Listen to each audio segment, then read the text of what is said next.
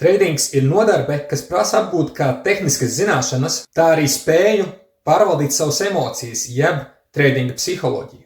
Sākumā gan varētu būt sarežģīti saprast, ar ko sākt, jo informācija tiešām ir pieejama ļoti daudz un dažāda. Kāds apgalvo, ka galvenais ir treidinga stratēģija, cits par svarīgāko uzskatā money managementu, jeb riska pārvaldību. Un noteikti netrūks cilvēku, kas tieši treidinga psiholoģiju izcels kā svarīgāko prasmi.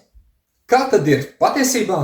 Aptuveni gadu veltīju tam, lai veidotu un strukturētu treidinga apmācības tā, kā es pats būtu vēlējies tās apgūt, kad uzsāku interesēties par šo nodarbi.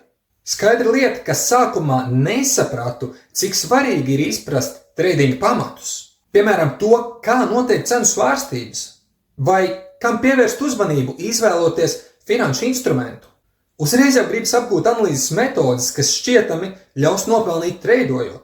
Taču šādā gadījumā tiks palaist garām ļoti svarīga pamatinformācija. Viss jau nebeidzas ar analīzes metožu apgūšanu, vēl ir jānonāk līdz treidinga stratēģijai, lai varētu vadīties pēc šī iepriekš izveidotā darījumu izpildes plāna.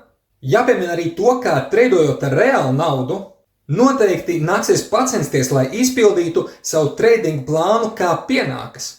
Esmu veltījis ievērojumu daļu savu brīvā laika, lai detalizēti pievērstu uzmanību vairākiem aspektiem par treidingu, ko esmu apkopojis 3 līmeņu bezmaksas apmācībās, kas atrodamas traderklubs.lv mājaslapā. Tev ir iespējams pieteikties arī maksas apmācībām, kuru plānu pielāgosim atkarībā no zināšanu līmeņa un tā, cik nopietni plāno pievērsties treidingam.